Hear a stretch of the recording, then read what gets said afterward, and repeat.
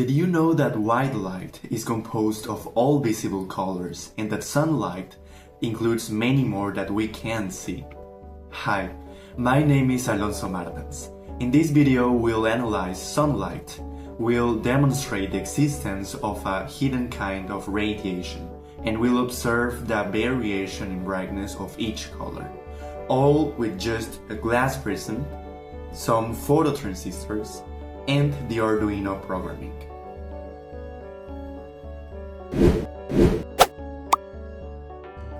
In this experiment, we will use a prism to decompose a ray of the sun into the colors that form it.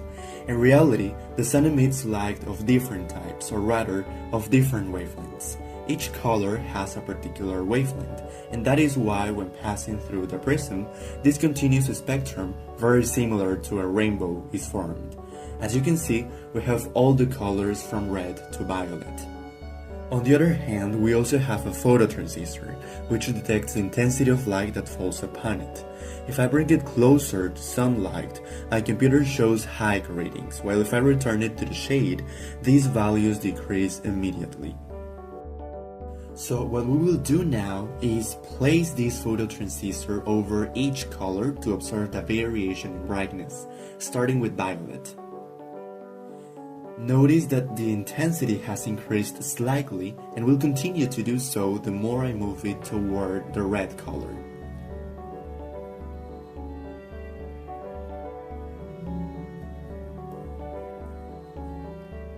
The variation is minimal, but it is still noticeable.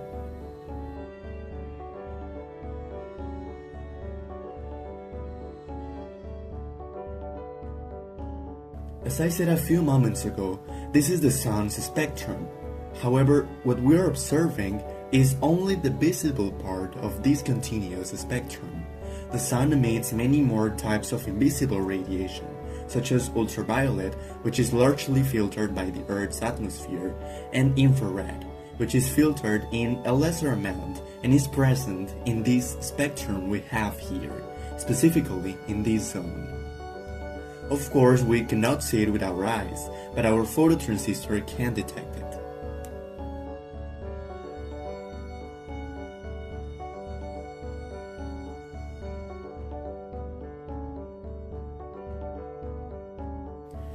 It is very exciting to detect the existence of infrared by this method. Moving the phototransistor away from all the colors should have made the measured values fall, but they remain and are greater compared to the shade.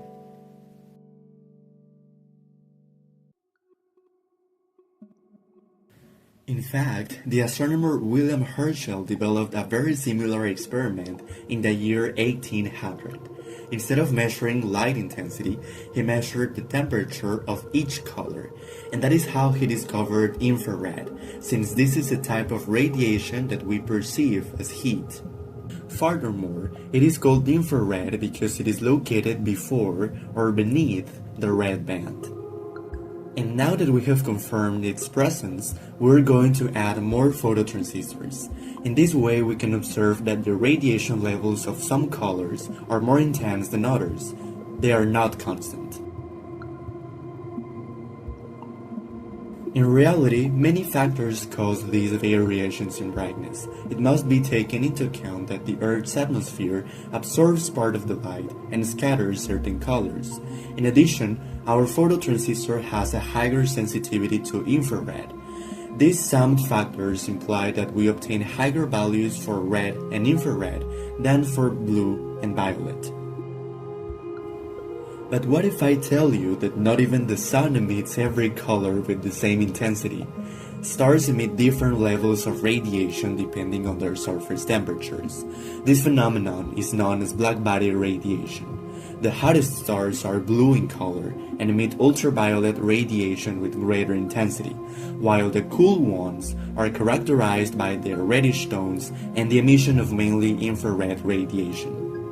To a star like our Sun, neither of these extremes corresponds. What's more, its intensity peak is located in the visible zone, in the green color, approximately here. To reveal this emission maximum, we'll apply the corrections we discussed regarding the atmosphere and sensor sensitivity to the computer program. These corrections are just approximations, but they help us visualize the real pattern more accurately. So we get this. Just as I told you, once these corrections have been made, the phototransistor located near the green band shows greater intensity. You may also be asking to yourselves, if the sun mainly emits green wavelengths, why don't we see the sun as green? Well, green is located more or less at the center of the visible band and is accompanied by the rest of the colors. These other colors are emitted by the sun at slightly lower intensity but still strongly.